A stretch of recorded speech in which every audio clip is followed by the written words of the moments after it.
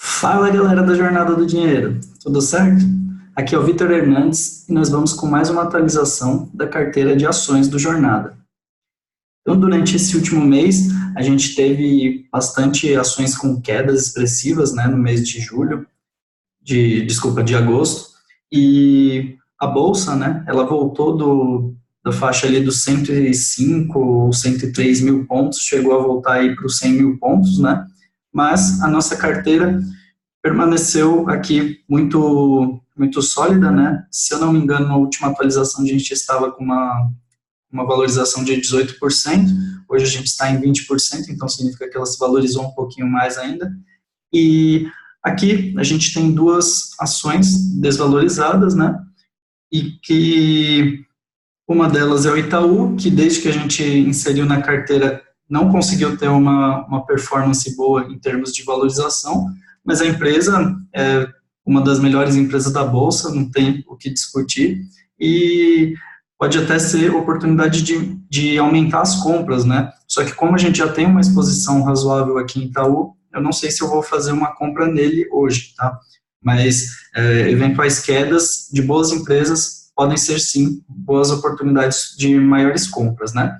E a Camil, aqui também, que a gente inseriu no mês passado, também se desvalorizou aí 5% nesse período, e como a gente tinha comprado poucas ações, né, é bem provável que eu faça o aporte deste mês na Camil, tá? Então, eu vou deixar o aporte para o final do vídeo, mas a gente já vai ficando com essas informações. Então, aqui, só para deixar contabilizado quanto que a gente teria de valor para os aportes, seria os R$1.000, né, do novo aporte, os R$283,60 que a gente já tem em caixa, e aí a gente vai olhar para a renda, né, que a gente recebeu nas ações este mês. Então, esse mês a gente teve uma renda razoável aí, comparado com outros meses, a gente teve R$70,27, que eu vou adicionar aqui também, tá? E aí, eu vou marcar aqui na nossa coluna de proventos, né, os rendimentos que a gente recebeu de cada ação. Então, foi 0,98 de Itaú, vou acrescentar aqui, mais 0,98. Aí, a gente teve também mais 51,15 de Itaú também, tá? Errado, 51,15. E aí, a gente teve 3 rendimentos de VEG no mesmo mês, né? Ela deixou acumular tudo para esse mês. Então, a gente vai ter 4,34 mais 4,01 mais 9,80, tá? De valores recebidos aí, pagos pela VEG. Então, a gente teve esses rendimentos aqui durante esse mês, né? Totalizando R$70,27, tá?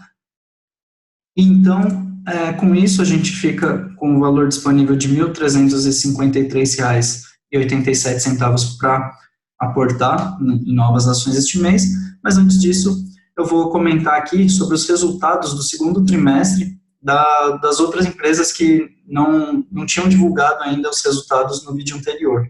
Então, vamos a esses resultados aqui. A primeira delas, né, a Engie Brasil, que divulgou o resultado no dia 6 de agosto, tá? Eu peguei aqui a apresentação de resultados, tá? Que é um pouco diferente do release, né? Porque isso aqui é o que ela apresenta na teleconferência lá, para ficar um pouco mais ilustrativo, né? Mais didático aqui.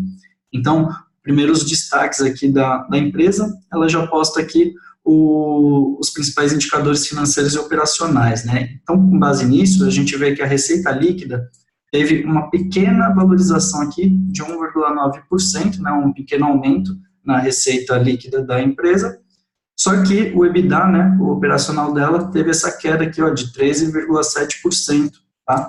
E aí a gente vê que o lucro líquido também teve uma queda significativa, que foi de 34,6% de diminuição do lucro líquido, né? Então ele teve, a empresa apresentou 385 milhões de lucro, só que foi uma queda referente ao segundo trimestre de 2018, tá? Aí, se a gente vai tentar, né, ver o porquê, né, mais para frente aqui no próprio arquivo aqui, a gente vai descobrir por que teve essa queda tão grande, né. Aí ela apresenta também alguns destaques aqui, que em 13 de junho ocorreu o fechamento financeiro, né, da aquisição da transportadora associada de gás, né, que foi a compra da transportadora que era da Petrobras, né?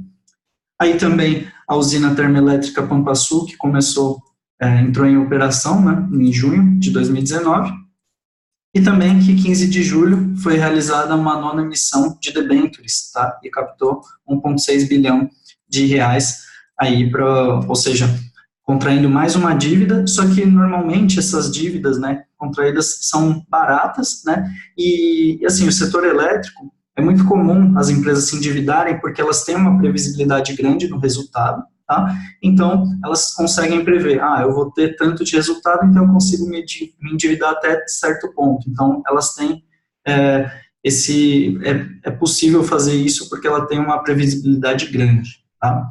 Aí também ela cita, né, que fechou a parceria com a L'Oréal, né, para utilizar energia limpa no conjunto eólico de Trairi, tá?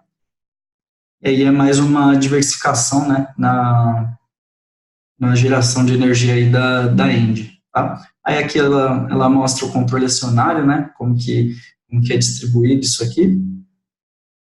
A expansão, né, consistente no portfólio da ENGIE, então ela trabalha com 60 usinas de operação de geração, né, e está também indo para o meio de transmissão de energia elétrica, né, que é por meio de concessões, né, e está construindo aí 1.000 quilômetros de linha de transmissão, tá, que vai ser aqui no Paraná.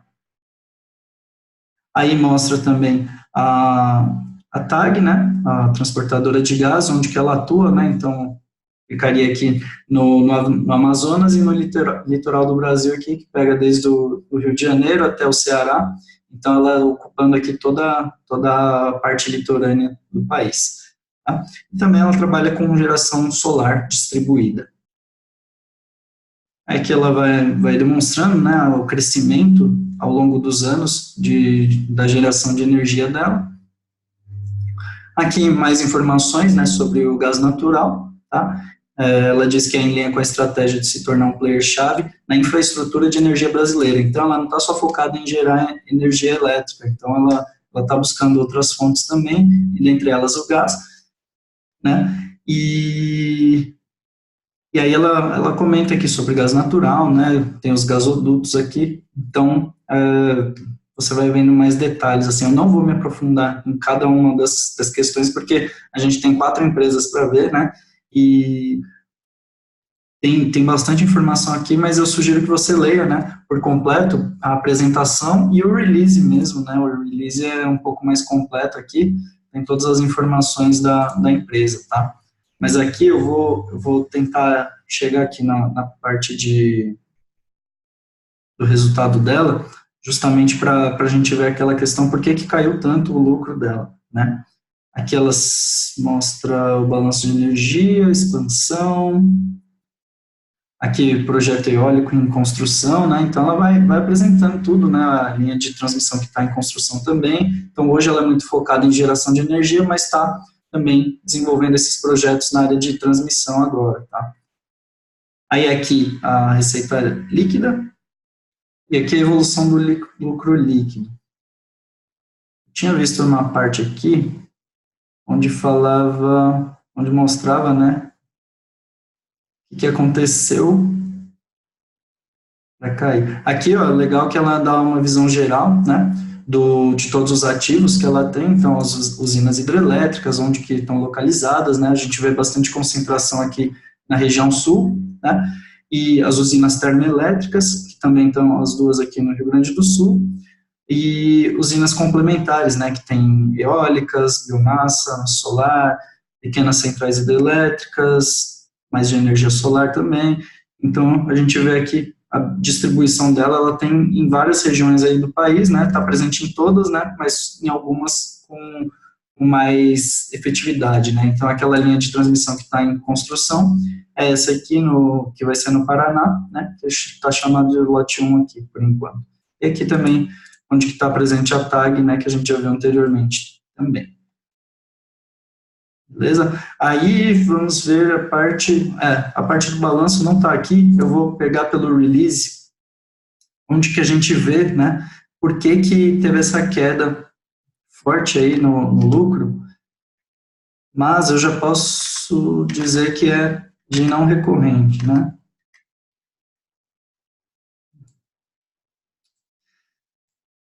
São muitas páginas aqui, né, de informações. Vamos ver se eu chego aqui. Porque agora não estou encontrando. Aqui fala sobre os resultados, né? Então a gente vê o quê?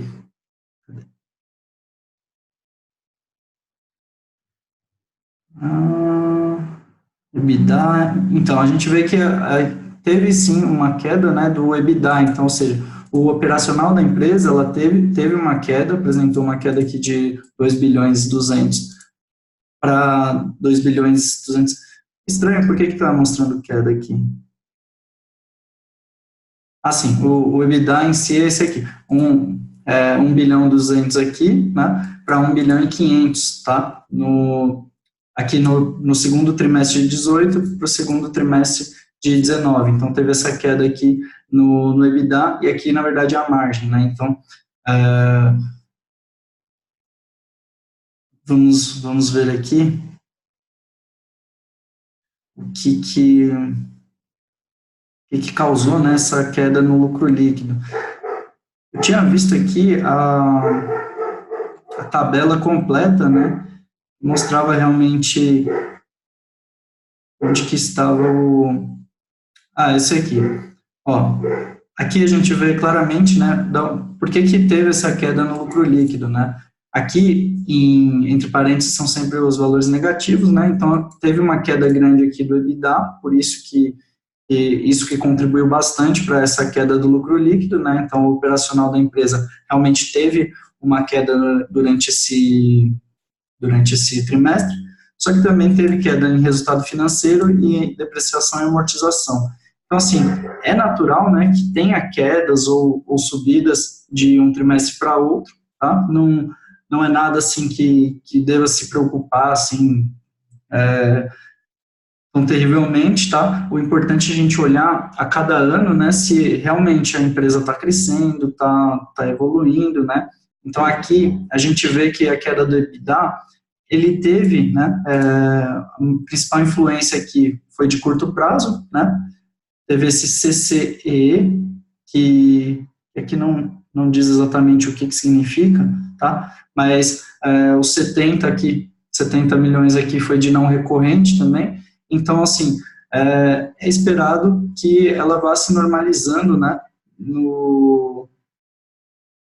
ao longo aí dos próximos anos aí, nos próximos trimestres, tá? Então, sobre a Índia é isso.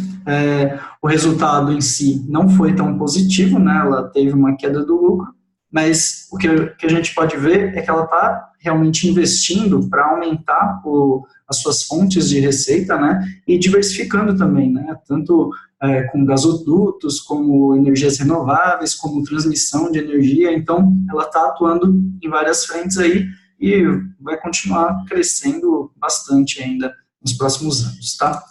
Então, sobre a Indy é isso. Aí agora vamos para a Exetec, tá? Que é outra empresa da nossa carteira no ramo de construção civil. Então, aqui ela mostra os resultados no primeiro semestre, né, de forma consolidada, tá? Então, as vendas líquidas foram de 676 milhões, os lançamentos 707 milhões, e o banco de terrenos que ela tem ainda é de 5,8 bi. Então, tem muito ainda terreno para ela poder construir e realmente entregar novos projetos aí ao longo desses próximos meses, tá? Aí, caixa líquido, ela tem 349 milhões, tá? Queimou aí 54 milhões e tal.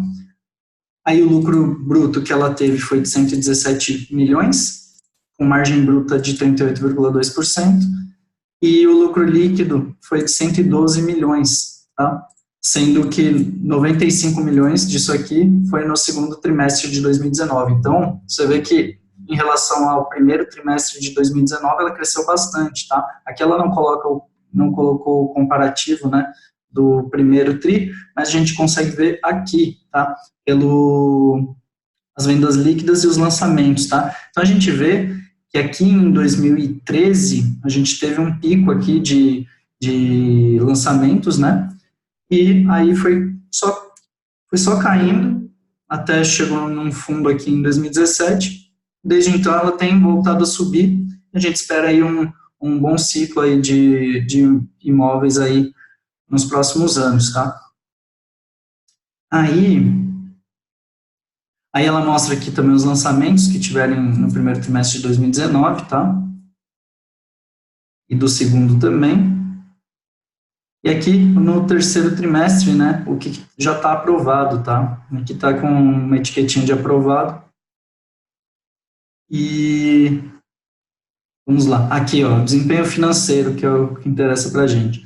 Então a gente vê que a receita líquida dela no segundo trimestre aqui foi 162 milhões, em relação a 69 do segundo de 2018, tá? E o lucro bruto, né, 63 em relação a 26 aqui. E, assim, por que que ela não destaca, né, esses valores, né, aqui o lucro líquido, né, no caso, 95 em relação a 15 do 2018? Por que que a empresa não foca, né, em destacar a receita, lucro e tal? Justamente porque o setor de construção, ele é cíclico, né, então não dá para a gente ficar comparando o primeiro trimestre de agora com o primeiro do ano anterior. No ano anterior não estava muito bom o mercado, agora está. Então, não, não faz tanto sentido ela ficar comparando, né, o lucro de um ano para o outro, ou de um trimestre para outro. O importante é a gente ver o que projetos que estão em andamento, que lançamentos que estão previstos, o que ela está fazendo realmente, e é isso que vai meio que ver qual que é o potencial real da empresa. Então, a gente viu naquele gráfico lá de lançamentos, né, que está realmente tomando uma nova crescente aqui, né, de lançamentos. Então, realmente, a gente vê que tem um bom potencial aí para a EZTEC ainda nos próximos meses, tá? Aqui ela fala sobre a performance na bolsa, mas isso é secundário aqui no momento, né? Já fez 36% de bonificação em ações, inclusive a gente pegou aqui na nossa carteira, né, mais para o começo do ano. Então, sobre a EZTEC, basicamente é isso. Aqui tem também o release, que ela detalha um pouco mais, né, as informações, que aquela apresentação é a que eles mostram, né, apresentam no webcast e tal. E aqui, né, no release a gente tem, né, o quadro certinho aqui, mostrando, né, a receita líquida teve variação de 135% em relação ao segundo de 2018, e o lucro líquido 553%, tá, de variação. Então, assim, que nem eu falei, não tem muito sentido a gente ficar olhando isso isoladamente, por quê? Justamente porque é cíclico, né, então a gente vai ter anos ruins e anos bons, e tudo está se encaminhando, né, para agora 2019, 20, 21, serem anos muito bons aí para o setor de construção civil em geral, né, e principalmente para a EZTEC, que sempre foi uma empresa muito redondinha, né, nunca trabalhou com dívida alavancada muito além, né, do patrimônio que tem. Normalmente ela está até com caixa líquido, né, em vez de ter dívidas maiores do que o caixa. Então, é muito tranquilo, assim, de se investir numa empresa dessa, que no período de crise ela segurou os lançamentos justamente para não ter risco de ficar com estoque encalhado e tal. E aí ela aproveitou para fazer compras, né, específicas de terrenos desvalorizados, né, justamente para ir liberando projetos agora na época que a gente vai tendo uma retomada da economia. Então, a EZTEC, assim, é uma empresa, na minha opinião, sensacional, né? Lembrando aqui que não é nenhuma dica de compra nem de venda, mas só a minha opinião sobre os ativos que a gente tem aqui em carteira e que eu tenho na minha carteira pessoal também, tá? Aí vamos seguindo aqui, a próxima que a gente tem para falar é a Guararapes, né? Que tem as lojas Riachuelo. E aqui a gente vê que a receita líquida de mercadorias, né, teve uma pequena queda aqui, né, no segundo trimestre de 2019 em relação ao 18, queda de 0,4%, não é tão relevante, e no semestre em geral, né, um aumento de 1% também não é muito relevante, né. Vendas em mesmas lojas também ficou meio de lado, né, uma queda pequena, então não tem tanto problema aqui. Tá? desempenho da operação financeira, ele cita, né, o resultado de operação financeira também teve um pequeno aumento aqui, lucro bruto consolidado teve um aumento aqui também, né, do segundo tri de 18 para o 19, teve um aumento de 3%, né, e no semestre também 5%.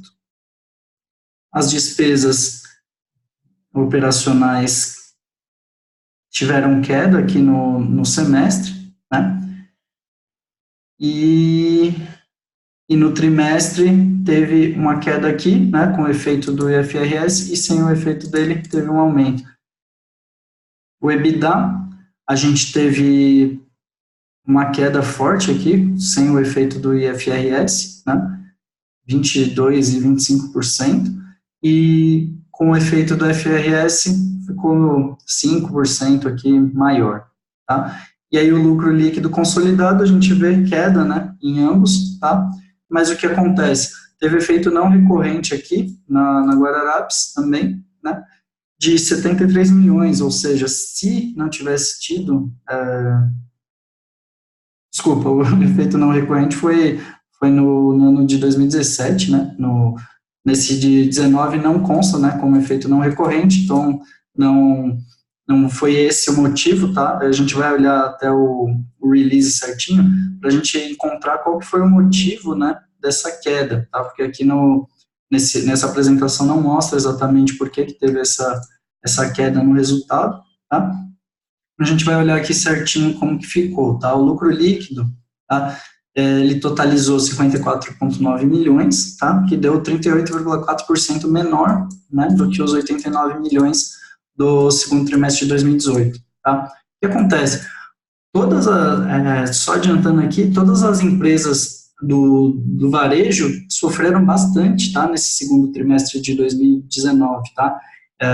Inclusive a própria Lojas Renner, né, ela apresentou resultado assim, de queda nos lucros, né, ela teve um lucro bem menor do que vinha apresentando, então, assim, não é algo que é um problema específico, né, que a gente está vendo na Guararapes, tá, embora possa ter algumas coisas que estejam afetando também. Isso porque, né, a receita, ela teve uma variação positiva, né, 4,4% a mais, tá, e o EBITDA também. E aí a gente viu a queda no lucro líquido aqui de 38%, tá? E aí vamos tentar ver o que aconteceu. Eu acho que tem um quadro aqui também.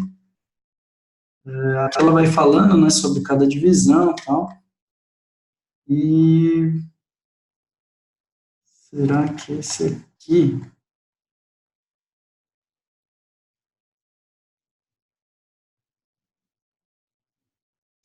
exatamente, esse quadro. Peraí. Onde está o consolidado da empresa? É esse aqui, ó. Endividamento, investimentos. Tá aqui no fim. Então, a gente vê aqui no final o resumo, né, dos resultados da empresa. E se a gente pegar aqui, vamos lá, segundo trimestre de 2019, essa primeira coluna, e a gente vai aqui ver no prejuízo líquido, né, no lucro líquido de menos 38%, tá? Uma queda, né, de 38% no lucro da empresa. A gente vê que o EBIT dela caiu, né, ou seja, o operacional caiu, por quê? Porque ela teve grande aumento de despesas, tá? Então, a gente vê aqui, nessas três linhas aqui, grande aumento de despesa. Então, a gente teve 29% de aumento na provisão de créditos de liquidação duvidosa, tá? Ou seja, provavelmente teve alguma inadimplência, né? Teve despesas de depreciação e amortização também de 70% aqui de aumento, tá? E normalmente isso é não recorrente, né? Não vai ter essas despesas enormes em todos os trimestres, tá? E outras receitas, tá? E eu não cheguei a ver em nenhum lugar do que exatamente se trata, mas teve um aumento expressivo aqui, só que em números assim absolutos, né, não significa tanto, tá? Aqui é 12 milhões de aumento, tá?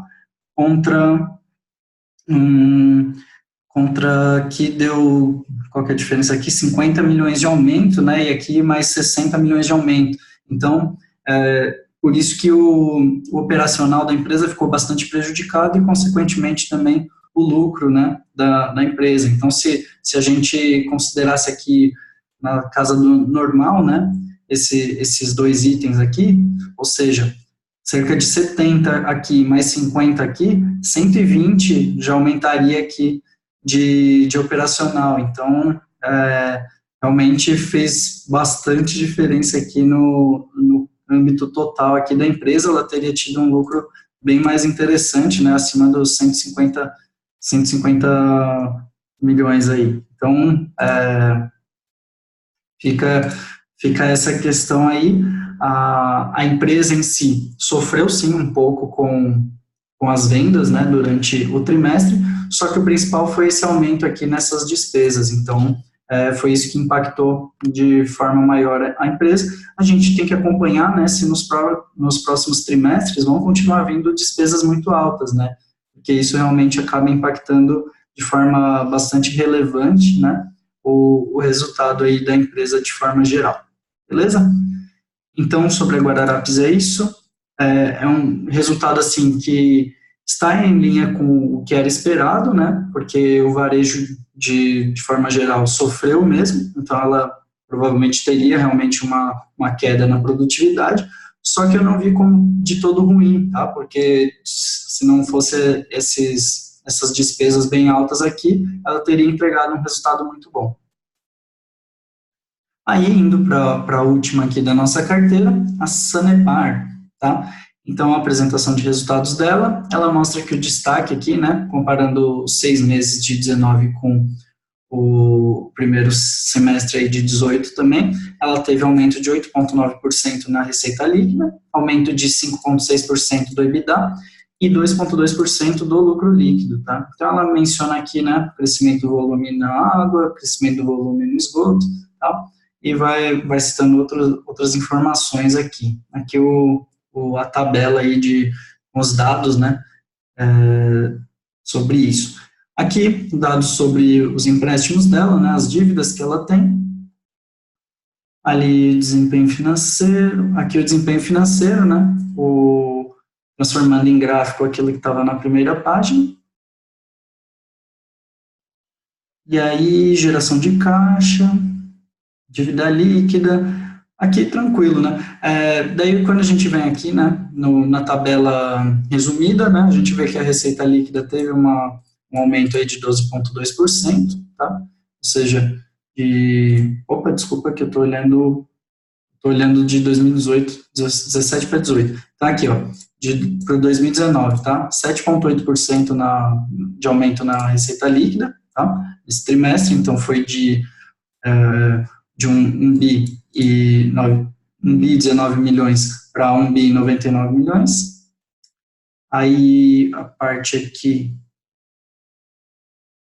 de resultado líquido, tá? 232 foi de 253 para 232, então teve uma queda aqui no lucro líquido, tá? De 8,3%. E por que, né, que teve essa queda se a gente teve aumento na receita? Novamente, a gente tem aqui nas despesas, né, aumentos grandes. Então, aqui a gente teve esse aumento grande aqui em provisões, tá? Civil, tributária, tal. Então, tem bastante provisões nesse sentido aqui, tá? Que influenciou muito nesse resultado. Então, aqui teve 22 para 232, né? De 22 milhões para 232 milhões aqui no resultado. Se não tivesse tido esse efeito aqui, né, o lucro teria permanecido mais ou menos na mesma faixa, tá? Aqui também teve um significativo aumento, né, de 30%. Então, assim, influencia bastante, né, esses gastos aí nos cálculos aqui do lucro líquido. Então, assim, o operacional da Sanepar em si continuou tranquilo, tá está em linha com o esperado, tá? A empresa de saneamento, ela tem muita previsão nos resultados, então é bem tranquila também, tá? A gente só tem que ficar de olho, né, nesses não recorrentes, porque justamente isso pode acabar afetando de alguma forma a empresa, mas a gente tem que só ficar de olho se nos próximos trimestres, nos próximos semestres, não vai continuar tendo esses efeitos não recorrentes, né? Então, aqui ele cita exatamente isso, né, que no segundo trimestre de 2019 a gente teve esse impacto aqui, né, de não recorrentes. Então, basicamente é isso sobre a Sanepar, tá? Continua uma ótima empresa para a nossa carteira. E aí, voltando aqui, né, para a nossa planilha, a gente vai fazer a nossa compra, né, desse mês, tá? Depois de tantas informações aí sobre cada uma das empresas, né, agora a gente vai ver aqui o que a gente pode comprar neste mês, e eu optei por fazer a compra em Camil mesmo, porque a Camil, ela está desvalorizada na nossa carteira e também representa, né, um valor bem baixo, tá? Só 3% da carteira, então eu quero aumentar essa participação dela, então o aporte vai justamente para ela, tá? Então aqui a gente tem R$ 1.353 para utilizar e o preço dela está em R$ 6,85. Vamos ver aqui, será que a gente consegue comprar 200 ações? 200 ações sairia no valor de R$ 1.373,45, o que não vai ser possível por R$ 20 aqui, tá? Então, infelizmente, a gente não vai conseguir comprar 200 ações de uma só vez. O que a gente teria que fazer, né? Comprar 100 aqui e aí completar com ações no fracionário, tá? Só que o que acontece? Aí a gente estaria pagando taxa de corretagem 2 vezes. Eu vou ver certinho aqui, após fazer essa compra, se vai valer a pena a gente fazer isso, tá? Então, vamos colocar aqui que o novo preço médio dela ficou em 7,06, tá? E 200 ações, tá? E aí, a gente subtrai dos R$ 1.000 aqui, esse valor de 688,22, tá? E aí, quanto que sobra, né, para a gente investir? Sobra o valor de R$ 665,65, tá? Olhando aqui a nossa carteira, o que mais que a gente tem de ações que ficaram para trás, tá? A gente tem menor participação agora, Guararapes com 6,96% de participação e a Log 7,04% da porcentagem em carteira, né? Assim, como elas se valorizaram bastante já, eu não gostaria de aportar mais um pouco nelas nesse momento. Então, eu vou optar por deixar esse valor aqui em caixa para a gente, eventualmente, aproveitar alguma oportunidade no próximo mês, tá? Porque eu tenho gostado de manter certos valores em caixa, né? Então, nas outras carteiras aqui do Jornada, também tenho colocado uma parte em caixa para a gente ir aproveitando eventuais quedas mais fortes, né? Então, eu vou deixar esse valor em caixa, para daí, talvez no próximo mês, se a gente tiver uma queda, né, de repente, das ações da carteira, a gente pode fazer uma compra um pouco maior em alguma empresa que tenha caído, tá? Então, eu vou só atualizar aqui para 66565, né? Que é o quanto sobrou no nosso caixa, que agora representa 3,4% da carteira, tá? E com isso, a gente fica aqui, né, com o valor total investido de 16.388, sendo que o valor atual, contando a valorização, está em R$ 19.449,88, representando uma valorização de R$ 3.000 e percentualmente 18,68%, tá? Então, no vídeo de hoje é isso, espero que você tenha gostado, deixa o seu curtir, ativa as notificações do canal, né, sempre que eu postar um vídeo novo, você vai receber essa informação aí no e-mail, e também compartilha, né, com quem você acha que pode ter interesse nesse tipo de conteúdo, tá bom? E aí deixa também o seu comentário se você tem as ações da Camil aí na sua carteira, tá bom? Então, até o próximo e um grande abraço.